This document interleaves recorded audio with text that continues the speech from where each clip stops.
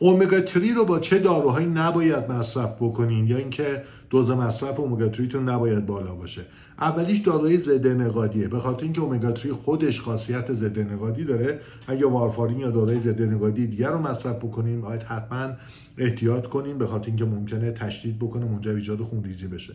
دوم، مصرف همزمان امگا 3 با آسپرین هست، به خاطر اینکه آسپرین جلوی تجمع پلاکت ها رو میگیره و اثرات امگا 3 هم همینطور هست، میتونه به کاهش تجمع پلاکت ها منجر به افزایش احتمال خونریزی در شما بشه.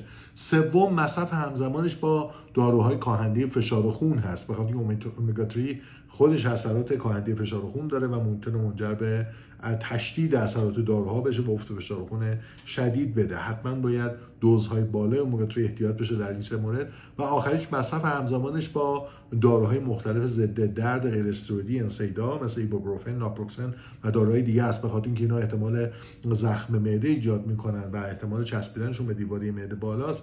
میتونه با مصرف همزمان با امگا 3 به خاطر اثرات در واقع تشدید خونریزی ممکنه مشکل ساز باشه. در هر 4 تا مورد حتما برای مصرف این مکمل اول با پزشک خودتون مشورت کنید. با اون باشین برای سلامت بیشترتون.